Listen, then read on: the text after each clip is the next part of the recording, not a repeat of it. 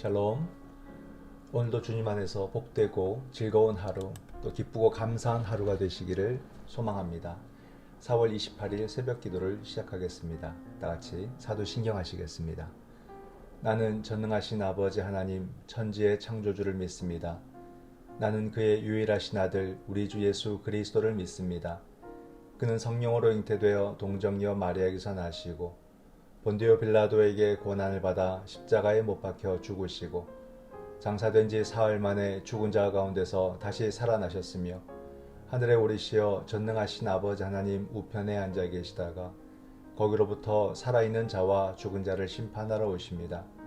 나는 성령을 믿으며 거룩한 공교회와 성도의 교제와 죄를 용서받는 것과 몸의 부활과 영생을 믿습니다. 아멘. 사랑의 주님, 오늘도 주님의 은혜 가운데 하루를 시작하게 하심에 감사드립니다. 주님과 동행하고 주님과 대화하며 주님을 느끼는 복된 하루가 되게 하여 주시옵소서.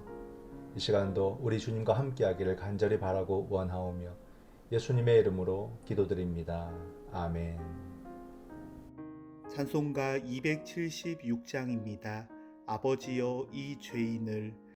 아버지여 이 죄인을 용납하여 주시고 예수님의 이름으로 구원하여 주소서.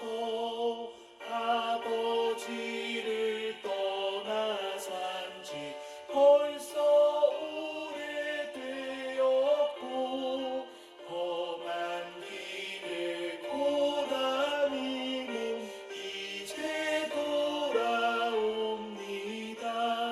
선행하던 헛된 일을 애통하게 여기고 겸손하게 엎드려서 용서하심 빕니다. 은혜 감당 못하오나 회개하는 영혼과 나의 약한 육신까지 다히 드리옵니다.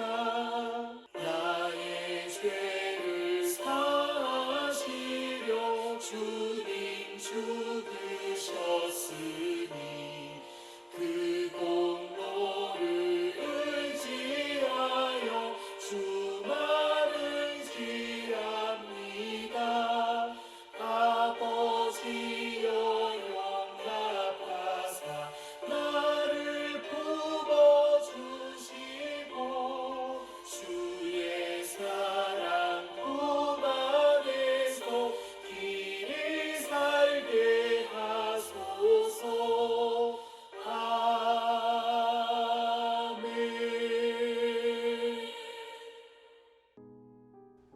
오늘 말씀은 출애굽기 10장 12절에서 20절 말씀입니다.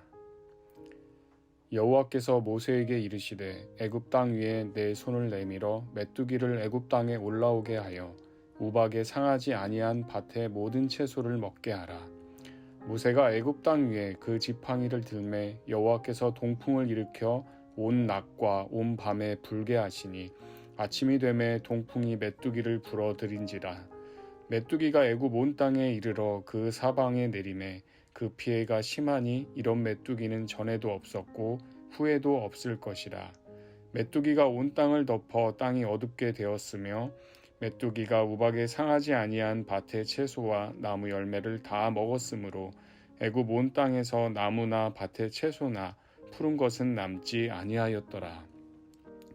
바로가 모세와 아론을 급히 불러 이르되 내가 너희의 하나님 여호와와 너희에게 죄를 지었으니 바라건대 이번만 나의 죄를 용서하고 너희의 하나님 여호와께 구하여 이 죽음만은 내게서 떠나게 하라.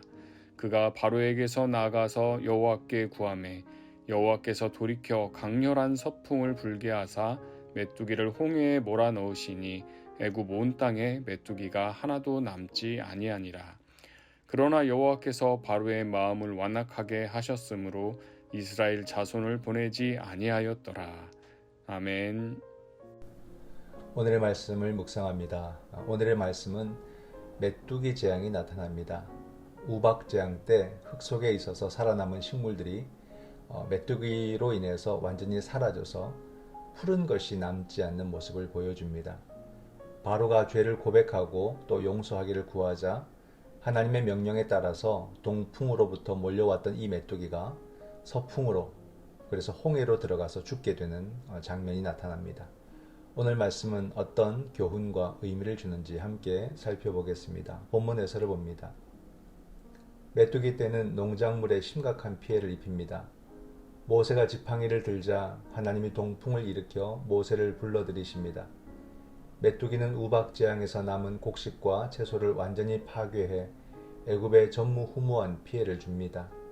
메뚜기 재앙은 앞으로 이어질 재앙과 이적의 복선입니다. 땅이 어둡게 된 것은 흑암 재앙과 연결되며 바로가 메뚜기를 죽음이라고 말하는 것은 장자 죽음 재앙과 연결됩니다. 동풍으로 메뚜기를 불러오신 하나님이 서풍으로 하나도 남김없이 홍해에 몰아넣으신 것은 이스라엘 백성의 홍해 횡단 사건과 연결됩니다. 출애굽은 아직 완성되지 않았지만 이미 성취된 것이나 마찬가지입니다. 하나님의 구원 계획을 믿는 사람은 미래 성취를 현재에 미리 맛봅니다. 질문을 보면 메뚜기 재앙은 이어질 두 재앙 및 출애굽과 어떻게 연결되나요? 현재 일어난 일 중 미래에 완성될 하나님 뜻으로 확신할 일은 무엇인가요? 네. 넷째 줄에 보면 본문 해설에 메뚜기 재앙은 앞으로 이어질 재앙과 이적의 복선이다 라고 말합니다. 그러니까 땅이 어둡게 되고, 워낙에 메뚜기 떼가 많으니까 땅이 어둡게 되고, 또 메뚜기가 죽고 홍해에 수장되는 이 모습이 복선이 된다 이 말이죠. 이후에 흑암 재앙, 그리고 장자의 죽음, 그리고 홍해를 건너는 사건에 대한 복선이라고 설명하고 있습니다. 하나님의 구원 계획을 믿는 사람은 그리고 미래 성취를 현재에 미리 맛본다 라고 말하죠. 이걸 우리는 선취라 그럽니다. 선취. 미래의 것을 현재에 맛보는 것, 선취. 그렇습니다. 이 미리 맛본다 라는 말을 통해서 선취, 신앙의 중요한 의미인데 우리 기독교 신앙에서는 선취라는 의미를 설명을 하고 있습니다. 그렇게 될 때 이 메뚜기 재앙의 이야기는요, 크게 세 가지 이야기로 이어진다는 것을 알게 됩니다. 결국 하나는 메뚜기 재앙인데 이 메뚜기 재앙이 두 번째 출애굽 사건의 선취적 사건으로 나타나는 거 아니겠습니까? 그러니까 메뚜기 재앙과 출애굽 사건이 이어지고, 그러면 출애굽 사건은 무엇에 대한 선취적 사건이 됩니까? 예수님의 십자가 사건의 선취적 사건으로 나타나는 거죠. 그러니까 메뚜기 재앙과 출애굽 사건과 또 십자가 사건은 이어져 있는 사건, 그래서 미리 맛볼 수 있는 사건. 메뚜기 재앙은 출애굽 사건을 미리 경험할 수 있고, 출애굽 사건은 십자가 사건을 미리 경험하게 되는 그런 사건이다라는 것입니다. 어찌 보면 성경의 이야기가 미래에 일어날 그런 구원의 사건들을 중간중간에, 역사의 중간중간에 미리 보여주고 있는 것이죠. 이처럼 우리가 깨닫게 되는 것은 뭐냐면 하나님의 구원 계획은 우연히 이루어지는 사건이 아니라 구속사의 방향 가운데 미리 그 계획과 방향을 하나님께서 드러내시며 또 이 모든 것이 차질 없이 진행되고 있다는 것을 성경은 말해주고 있습니다. 그러므로 여러분, 중요한 것은 하나님의 역사는 너무나도 분명하고 정확하기 때문에 우리가 믿음의 눈을 장착해서 그 역사를 때마다 선취, 즉 미리 경험하면서 구속사의 현재를 우리는 살아가야 된다라는 사실입니다. 그 구속사에 참여해서 하나님의 일꾼으로 살아가야 되는 거죠. 바로와 모세가 비교되는 거 아니겠습니까? 바로처럼 수많은 신호들을 알아차리지 못하는 영적으로 눈먼 자처럼 우리가 살지 말고, 모세와 아론처럼 믿음의 눈을 떠서 하나님의 지시를 받고 따를 줄 아는 그런 믿음의 사람의 모습을 가지고 살아야 된다라는 거죠. 오늘도 하나님의 구속사를 느끼시고 하나님이 지시하시는 그 손길을 느끼시며 따를 수 있기를 주님의 이름으로 축원드립니다. 두 번째 본문 해설입니다. 계속된 완악함은 회개의 때와 멀어지게 합니다. 메뚜기가 몰고 온 엄청난 재앙 앞에 바로는 급히 모세와 아론을 불러 회개합니다. 그는 여전히 이전의 고백과 다를 바 없는 거짓 회개를 반복합니다. 그에게 하나님은 내 하나님이 아니라 너희의 하나님일 뿐입니다. 자기 마음의 완악함으로 인해 돌이킬 기회를 차버린 바로에게 회개 기회가 더는 허락되지 않습니다. 이제 하나님이 바로의 마음을 통제해 완악하게 하십니다. 바로는 하나님이 세상의 어떤 방해와 저항에도 뜻한 바를 이루는 전능자심을 드러내는 도구에 불과합니다. 안타깝게 쓰이는 도구가 되는 거죠. 하나님이 만나주시고 기회 주실 때 그분을 찾고 부르는 것이 지혜입니다. 질문을 보면 바로의 회개가 결국 완악함으로 귀결되는 이유는 무엇인가요? 더는 회개가 주어지지 않을 수 있다는 사실이 내게 주는 교훈은 무엇인가요? 네, 본문에서 보면 계속된 완악함은 회개의 때와 멀어지게 한다. 그러니까 우리가 마음을 완악하게 하는 것이 얼마나 두려운 일이고 또 어리석은 일인가를 생각을 해야 되죠. 그리고 하나님이 만나주시고 기회 주실 때 그분을 찾고 부르는 것이 지혜이다. 믿음의 태도가 무엇인가를 말해줍니다. 믿음의 사람이라면 사실 이 완악한 마음, 늘 분에 차 있고 사람을 미워하고 또 사람을 어떤 식으로든 자기 생각하고 싶은 대로 생각하며 오해해버리는 그런 완악함, 이건 신앙의 모습이 아니다는 겁니다. 그죠? 항상 우리는 하나님 앞에 깨어있고 그분 앞에 순종할 그런 준비 태세를 갖추는 것이 신앙인의 태도다는 것을 바로를 통해서 보여주고 있죠. 여기서 때라는 것이 나옵니다. 사람은 언제나 때라는 것을 잘 구분할 수 있어야 지혜로운 사람이다라고 말할 수가 있겠죠. 은혜 받을 때를 알고 은혜를 붙잡고 회개할 때를 알고 바로바로 회개를 하고 일할 때를 알고 부름에 곧바로 응답하고, 그죠? 이런 과정을 원활하게 만들어가는 것이 지혜로운 사람의 모습이다. 그러나 이런 때를 구분하는 판단력을 흐리게 하는 것이 있죠. 그게 바로 우리들의 욕망입니다. 인간의 욕망.